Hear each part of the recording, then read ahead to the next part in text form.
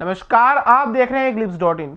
नेता प्रतिपक्ष टीएस सिंह देव ने प्रतापपुर विधानसभा क्षेत्र का दौरा किया और पार्टी के कार्यकर्ताओं के साथ मिलकर पार्टी की गतिविधियों का जायजा लिया।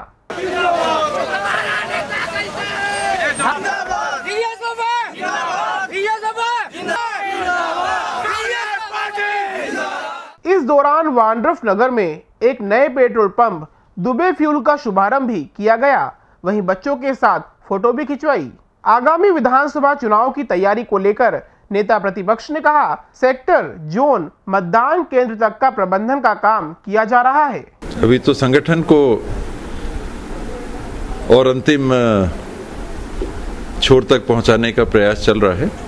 पिछले 1.5 साल से सेक्टर का प्रबंधन, जोन का प्रबंधन, मतदान केंद्र का प्रबंधन और ट्रेनिंग प्रोग्राम, ये सारे एक के बाद एक कार्यक्रम लिए गए हैं। अभी तक पूरे प्रदेश में करीब 9,000 सेक्टर के कार्यकर्ताओं की ट्रेनिंग पूरी हो चुकी है। अब 90 विधानसभा में हर मतदान केंद्र से जो साथी हैं उनको बुलाकर और उनका ट्रेनिंग का प्रोग्राम चलेगा। 2 तारीख से चालू हो रहा है।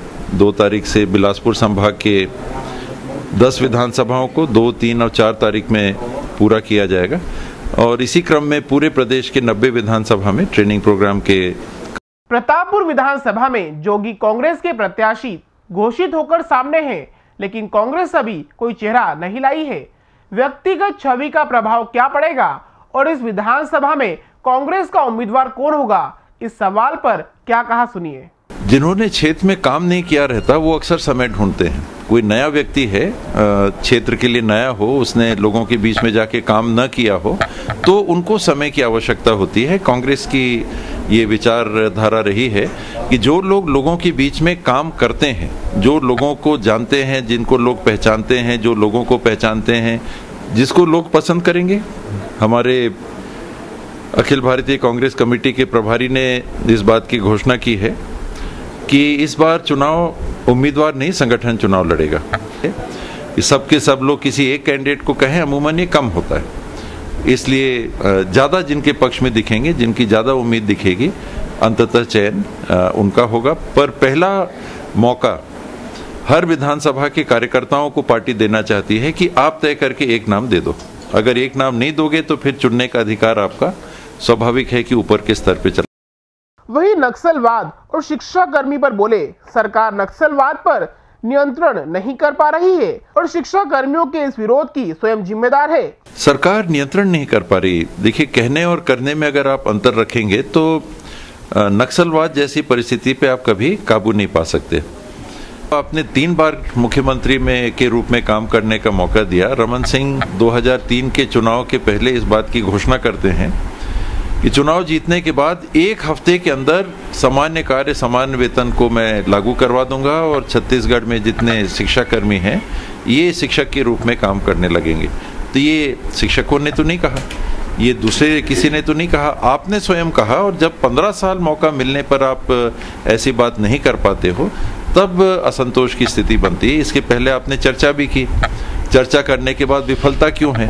अगर आप अपने ही कर्मियों को, शासकीय कर्मियों को समझा नहीं पा रहे हैं तो पब्लिक का क्या देखभाल करिएगा। और यही कारण है कि शिक्षा कर्मियों में इस बात का रोष है कि हमको आपने दबाया, हमको आपने जेल में बंद कर दिया, हमारे मुखिया लोग को जेल में बंद कर दिया, महिलाओं तक के ऊपर आपने लाठियां बरसाई और इतना दबाव बना के कलेक्टर और एसपी जाके जेल से उनको रिहा करके ला के एक समझौता का स्वरूप प्रकट करने का प्रयास करते हैं। तो नकली समझौते अगर होंगे और दबाव में आप काम करोगे तो ऐसी ही परिस्थिति फिर बनती। जब वांड्रफ नगर को जिला बनाने की बात कही तो कहा, जिस सरकार ने 15 साल में जनपद तक नहीं दिया, सर्वेक्षण भी हो गया, लेकिन कांग्रेस की सोच है कि छत्तीसगढ़ में 36 जिले हो और उनमें वांड्रफ नगर भी शामिल हो। जिन लोगों ने 15 साल तक छत्तीसगढ़ की बागडोर संभाली उनने तो अभी तक जनपद नहीं दिए। नए ब्लॉकों की सर्वेक्षण हो गया, बहुत कुछ हो गया और बात वहीं पर अटक गई है। ये बात जरूर है कि कांग्रेस पार्टी ने यहाँ पर जिला बनाने की बात कही है। इसके अलावा भी हम लोगों के मन में ये बात है कि कम से कम 9 जिले और छत्तीसगढ़ में बनने चाहिए। तो 36 जिलों का छत्तीसगढ़ अस्तित्व में आए, ये हम लोगों की मंशा है और निश्चित रूप से वाड्रफ नगर का ध्यान उसमें रहेगा। For more information, log on to www.clips.in.